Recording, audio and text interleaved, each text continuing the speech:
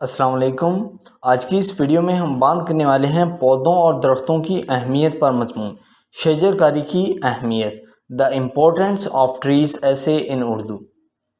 پودے اور درخت انسانی زندگی کے لیے ضروری ہیں۔ اللہ تعالیٰ نے قرآن مجید میں بہت سے مقامات پر پودوں اور درختوں کا ذکر کیا ہے۔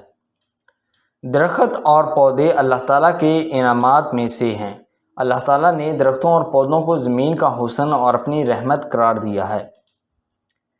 ارشاد ربانی ہے، وہی تو ہے جس نے آسمان سے پانی برسایا جسے تم پیتے بھی ہو، اور اس سے درخت بھی شاداب ہوتے ہیں جن میں تم اپنے جانوروں کو چراتے ہو۔ قرآن مجید میں اللہ تعالیٰ نے پودوں اور درختوں کی مختلف اقسام کا ذکر کیا ہے اور انسانوں کے لیے ان کے فائدے بھی بیان کیے ہیں۔ درخت ہوا میں موجود آلودگی کو اپنے اندر جذب کر کے اسے صاف شفاف بناتے ہیں۔ درخت درجہ حرارت میں کمی لاتے ہیں۔ درخت ماحول کو خوشگوار بناتے ہیں۔ نباتات سے انسان اور حیوان اپنی غذائی ضروریات پوری کرتے ہیں۔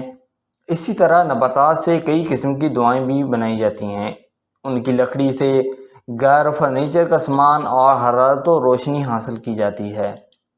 یہ کہنا بیجا نہ ہوگا کہ اگر زمین سے درخت اور پودے ناپید ہو جائیں، یعنی کہ ختم ہو جائیں، تو زندگی کا وجود بھی ختم ہو جائے۔ ہمیں چاہیے کہ ہم زیادہ سے زیادہ درخت لگائیں، ان کی حفاظت اور دیکھ بھال کریں، اپنے ارد گرد موجود لوگوں میں شجرکاری کا شعور بیدار کریں۔